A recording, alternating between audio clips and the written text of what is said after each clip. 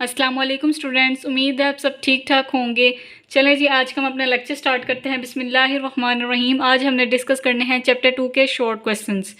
ठीक है, first short question है, explain translatory motion and give examples of various types of translatory motion. ये हम टॉपिक पीछे पढ़ रहे हैं, लिहाजा आप इसको कर सकते हैं सॉल्व। अगला हमारे पास क्वेश्चन है, differentiate between rest and motion, circular and rotatory motion, distance and displacement, speed and velocity, linear and random motion, scalars and vectors। जिस बच्चे ने चैप्टर सारा पढ़ा होगा उसके लिए ये शॉर्ट क्वेश्चन सॉल्व करना कोई मुश्किल नहीं है। ठीक है, नेक्स्ट हमारे पास क्वेश्चन है, define the terms speed, velocity and acceleration. अगर आपको याद हो तो ये हमने टर्म्स पढ़ी हैं। ये देखें जी, ये है स्पीड, ये वेलोसिटी एंड एक्सेलरेशन। ठीक है, कोई मुश्किल नहीं है। जिसने टॉपिक पढ़ा होगा, जिसने चैप्टर सारा पढ़ा है, उसके लिए शॉर्ट क्वेश्चंस कोई मुश्किल नहीं है। ठीक है, नेक्स्ट हमारे पास जो शॉर्ट क्वेश्चन आ रहा है जो कि मैं सॉल्व कराऊंगी, can a body moving at a constant speed have acceleration. ठीक है, सवाल हमारे पास है, जैसे कि हमारे पास एक क्वेश्चन आ रहा है 2.5, can a body moving at constant speed have acceleration. Answer हम लिखेंगे yes, a body can moving at constant speed have acceleration. ठीक है, बाज़ औक़ात ऐसा कहा जाता है कि आंसर 4 लाइनों का हो, 5 लाइनों का हो, लेंथ इतनी होनी चाहिए। नहीं, बात हमेशा वो करनी चाहिए जो लॉजिक में हो, जो आंसर सही हो रहा हो। हमें सिर्फ उतना ही लिखना चाहिए ताकि पढ़ने वाले को भी समझ आए। लेंथ आप चाहे जितनी मर्जी कर लें, बात आपने काम की ना की हो तो मार्क्स तो फिर भी ज़ीरो होंगे। तो इससे अच्छा ये है कि आंसर चाहे शॉर्ट हो चाहे लॉन्ग हो, काम की बात अगर उसमें आ गई है दैट्स इनफ। ठीक है, इसी तरह ये जो सवाल है इसका आंसर होगा yes, a body can moving at constant speed have acceleration. ठीक है, नेक्स्ट हमारे पास क्वेश्चन आ रहा है 2.6। हमारे पास आगे 2.6 क्वेश्चन आ रहा है। क्वेश्चन है, how do rides feel possess translatory motion. Rides नहीं, सॉरी, राइडर्स।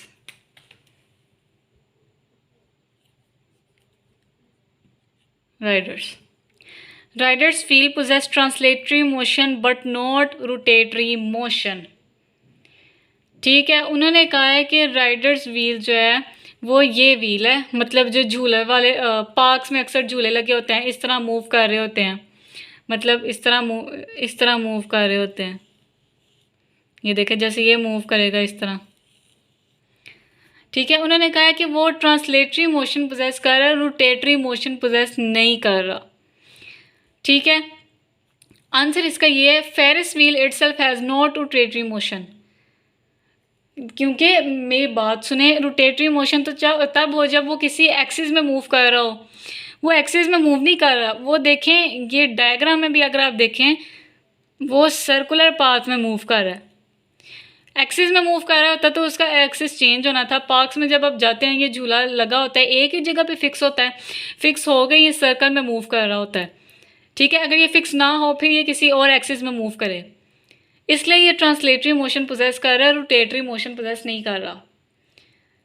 ठीक है, आंसर होगा Ferris wheel itself has not rotatory motion because riders move along circular path. वो सर्कुलर पाथ में मूव कर रहे हैं, सर्कल में मूव कर रहे हैं, वो किसी एक्सिस में मूव नहीं कर रहे। They do not move along axis. ठीक हो गया, अलोंग एनी एक्सिस कर लें। They do not move along any axis.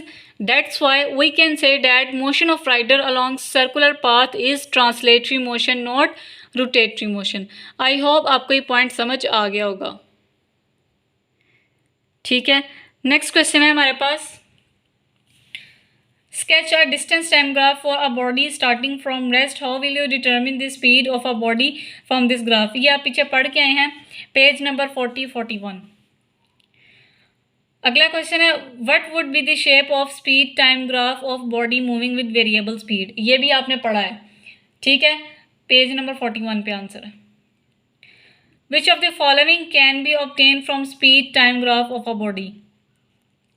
Initial speed, final speed, distance covered in time t, acceleration of motion. ठीक है, आंसर होगा all the quantities can be measured by this graph. उन्होंने सवाल किया which of the following can be obtain from speed time graph. उन्होंने हमें options दिए हैं और पूछा है कि इनमें से हमें स्पीड टाइम ग्राफ में से कौन सी चीज़ ऑब्टेन होगी। Which of the following can be obtain from, जो हम कौन सी चीज़ हम स्पीड टाइम ग्राफ से हासिल कर सकेंगे। आंसर होगा सारी क्वांटिटीज़ हमें इस ग्राफ से मिल सकती हैं। इनिशियल स्पीड भी मिल सकती है, फाइनल स्पीड भी, distance covered in time T, acceleration of motion, चारों चीज़ें हमें ग्राफ से मिल सकती हैं।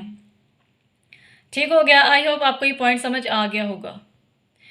अगला हमारे पास है जी how can vector quantities be represented graphically. ये आपने पीछे पढ़ा है टॉपिक, पेज नंबर 34।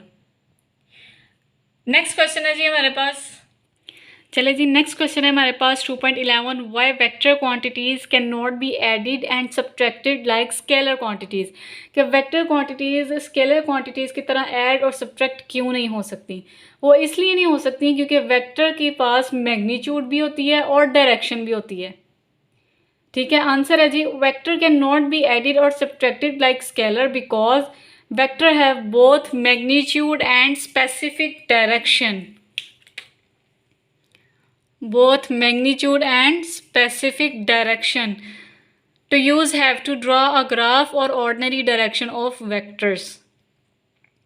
मतलब किसी भी चीज़ की डायरेक्शन फाइंड करनी हो, कोई किसी भी ग्राफ हमने ड्रा करना हो या कुछ भी करना हो तो उसके लिए वेक्टर यूज़ करते हैं, स्केलर नहीं, क्योंकि स्केलर के पास मैग्नीट्यूड होती है लेकिन डायरेक्शन नहीं होती।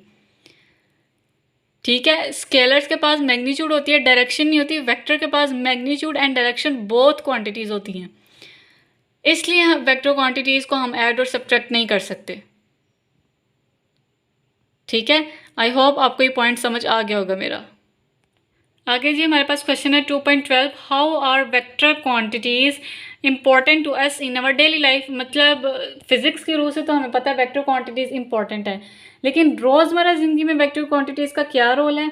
मतलब फ़र्ज़ करें आपने किसी बिल्डिंग का स्केच ड्रा करना है, ठीक है, आप डायरेक्शन फाइंड करनी है आपने, तो वेक्टर उसमें हेल्प करेगा। ठीक है, साइन बोर्ड्स जो होते हैं, मतलब जगह जगह पे जो साइन बोर्ड्स लगे होते हैं उस पर एरो भी लगा होता है।